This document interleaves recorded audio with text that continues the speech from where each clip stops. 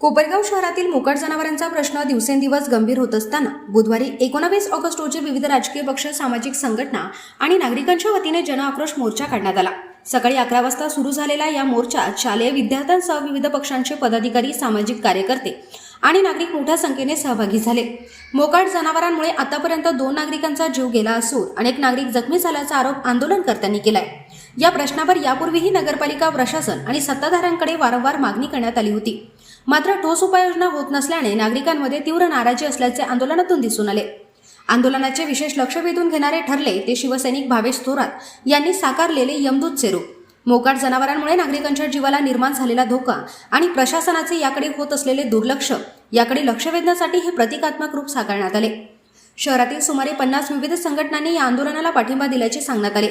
छत्रपती शिवाजी महाराज स्मारकाजवळ मोर्चाचे काही काळ सभेत रूपांतर झाले। यावेळी विविध पदाधिकाऱ्यांनी भाषणे करत प्रशासनाच्या भूमिकेवर नाराजी व्यक्त केली। त्यानंतर मोर्चा थेट कोपरगाव नगर परिषद कार्यालयाकडे रवाना झाला। नगर परिषद कार्यालयात मुख्याधिकाऱ्यांना निवेदन देण्यासाठी जात असताना पोलिसांनी आंदोलकांना प्रवेशद्वाराजवळ अडवल्याने काही काळ गोंधळाचे वातावरण निर्माण झाले। यावेळी आंदोलकांनी नगराध्यक्ष आणि नगर परिषद प्रशासनाच्या विरोधात जोरदार घोषणाबाजी केली। दरम्यान विविध संघटना, शाळा, महाविद्यालय आणि नागरिकांकडून प्राप्त झालेले मोकाट जनावरांच्या प्रश्नासंदर्भातील अर्ज राष्ट्रवादी काँग्रेसच्या वतीने मुख्याधिकाऱ्यांकडे सुपूर्द करण्यात आले। प्रशासनाने केवळ आश्वासने न देता मोकाट जनावरांचा कायमस्वरूपी बंदोबस्त करावा अशी जोरदार मागणी यावेळी करण्यात आली। दरम्यान मुख्याधिकारी अजित निकम यांनी आंदोलकांशी चर्चा करून पालिका प्रशासनाची भूमिका स्पष्ट केली। मोकाट जनावरांच्या प्रश्नावर प्रशासनाकडून करण्यात येत असलेल्या उपाययोजनांची माहिती त्यांनी यावेळी दिली। आंदोलनाचं त्यांना कोपरगाव शहरात कळलं तर काल काहीतरी बाजारदरामध्ये जागा आहे म्हणे त्या ठिकाणी गोशाळा आपण करणार। खऱ्या अर्थाने तुम्ही ते गोशाळा करणार आहे का?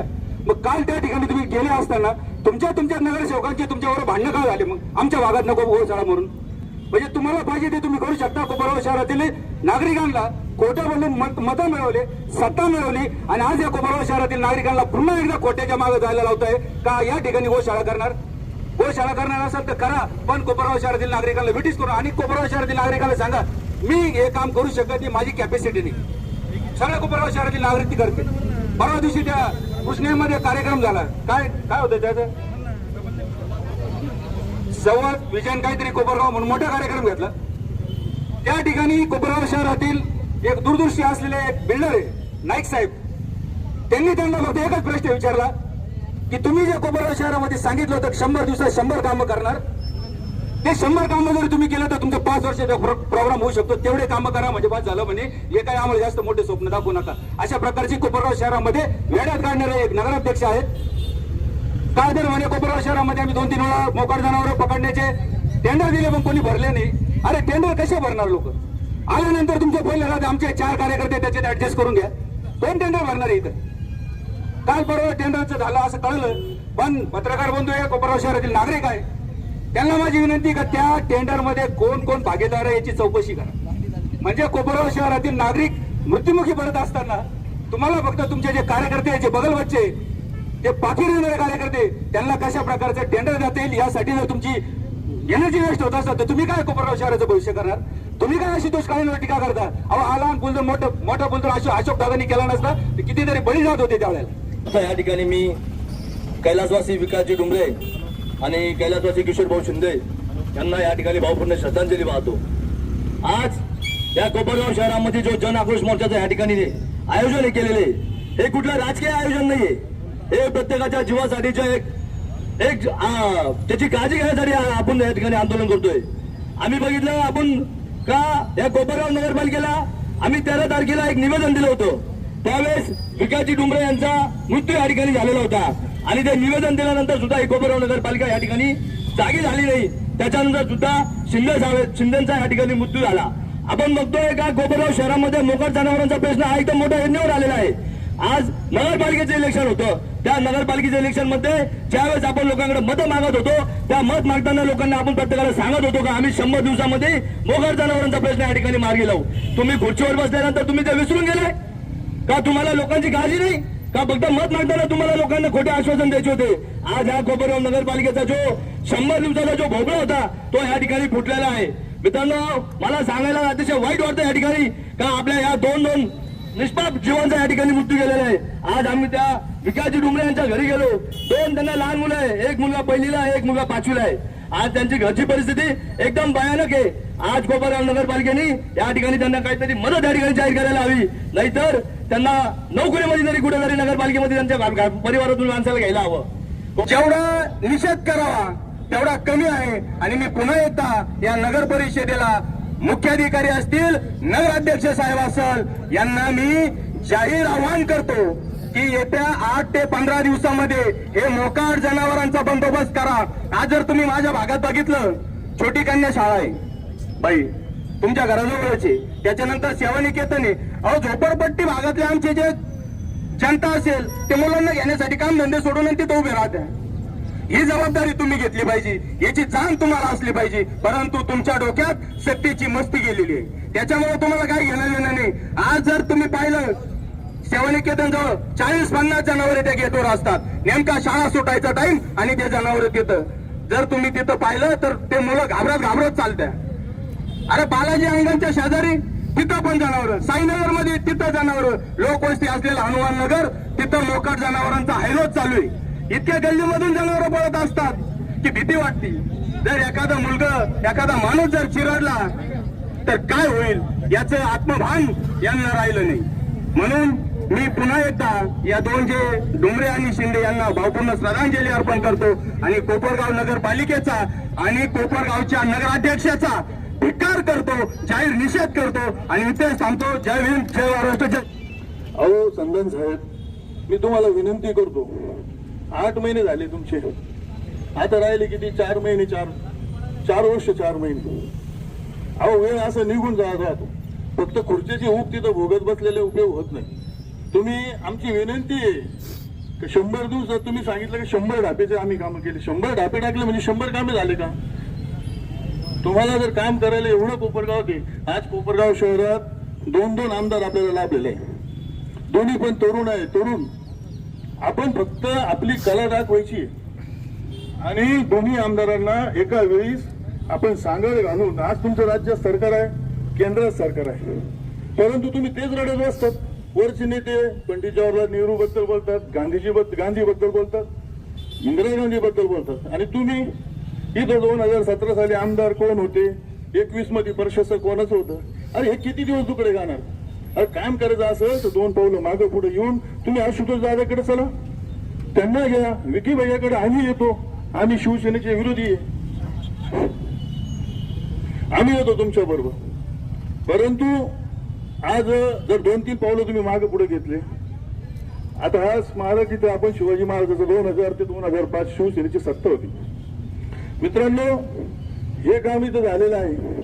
संभाजी महाराजांचं स्मारक असेल ते तेव्हाच्या नगराध्यक्षांनी आदरणीय शंकररावजी कोळे साहेबांकडे गेले, त्यांनी विनंती केली. त्यांनी सांगितलं तुम्ही आमच्या व्यासपीठावर या मंत्री साहेब येत आहे, आणि त्यावेळेस आम्ही 2 पावलं मागे घेतले, तर आज एवढं मोठं स्मारक झालं.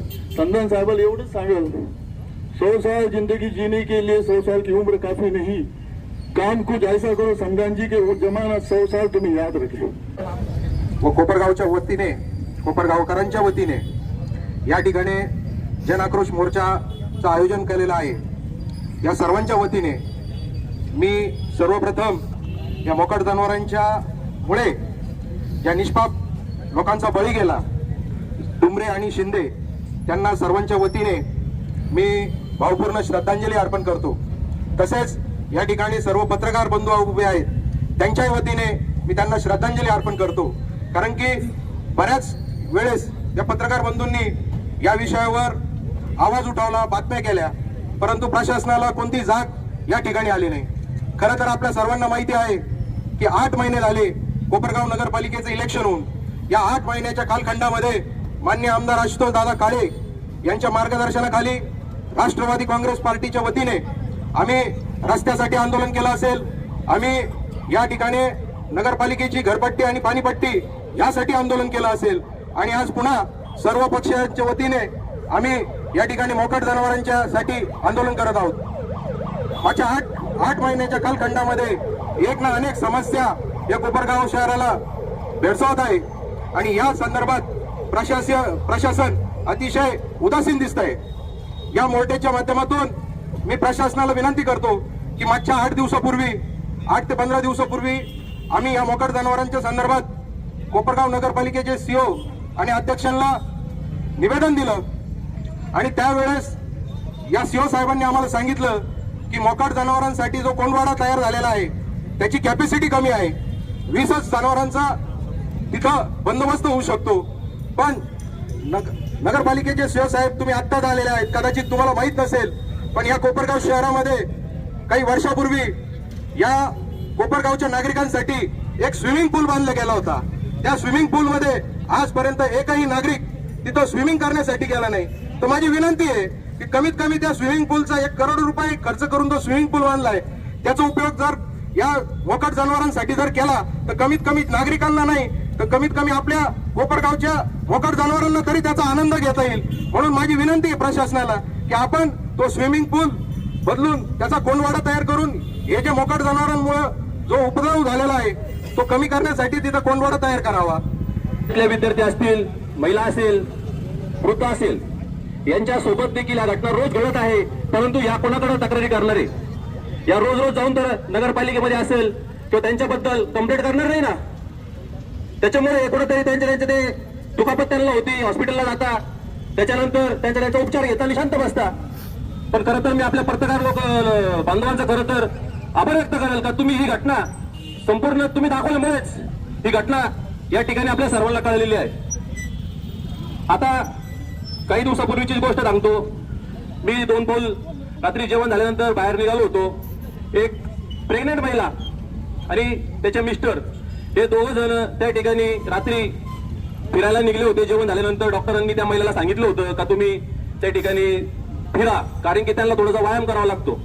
त्याच्यामुळे ते रात्री त्या ठिकाणी फिरायला निघले होते. मी पण त्याच्या पाठीमागे चाललो होतो. अक्षरशः त्या ठिकाणी त्या बैलांनी असा उतमाळ घातला आणि त्या 2 नवरा बायको पाठीमागे पळत आले आणि ते पळत असताना मी त्याला विचारलं काय झालं, तर त्यांनी सांगितलं का तिकडे त्या ठिकाणी बैलांच्या त्या ठिकाणी भांडण चालू आहे. तर तुम्ही विचार करा, अशा प्रेग्नेंट महिलांनी फिरायला जायचं कुठं, कोणाकडे त्यांनी दाद मागायची, त्यांनी का घरातच बसायचं का, तरी कुठेतरी थांबलं पाहिजे. दुर्दैवाने 2 नागरिकांनी आपला जीव गमावलेला आहे आज आणि काही नागरिक जखमी आहे. ही आपल्या कोपरगावकरांसाठी अतिशय गंभीर आणि दुर्दैवाची गोष्ट आहे. आज 100 दिवसाच्या जर वायद्यामध्ये हे सांगत फिरत होते का आम्ही मोकाट जनावरांचा बंदोबस्त करू. तर माझी प्रशासनाला विनंती आहे, तुम्ही लवकरात लवकर या मोकाट जनावरांचा बंदोबस्त करा.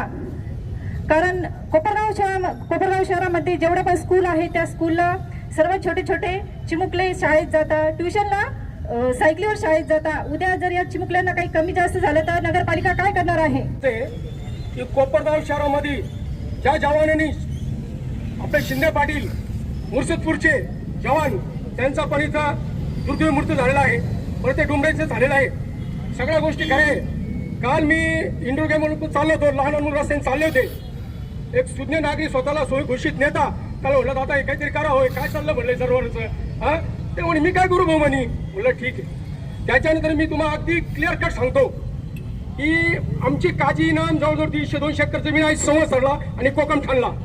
त्यापैकी 1.5 ते 2 एकर जमीन मी गहू शाळेसाठी देण्यास तयार आहे. माझ्याकडे टोटल हायकोर्टपासून आतापर्यंत पेपर आहेत, ती जमीन द्यायला तयार आहे विना शर्त, कुठलाही 1 रुपया न घेता. त्याच्यानंतर आपले जे पाकरे आहेत दुधाचा व्यवसाय करत चौकामध्ये, त्यांनी सांगितलं शहरातले सगळेजण माझ्याकडे मी सगळे जाऊन समजतो हे करा. हे तर बघा आता मोठे माणसं जगू शकले, लहान लहान मुळे शाळेत जाता येत त्यांची परिस्थिती काय होती. सगळ्यांनी हा निर्णय घ्या आणि मी तुम्ही सांगाल तेव्हा जे प्रमुख माझ्याकडे चालत तरी असतील मी नेऊन जमीन दाखवतो तुम्हाला. 1.5 ते 2 एकर जमीन मी देतो स्वतः, म्हणजे माझ्या बापाची नाही, आमचा काजीनाम आहे आणि त्याचे सगळे अधिकार माझ्याकडे हकीकतपत्र.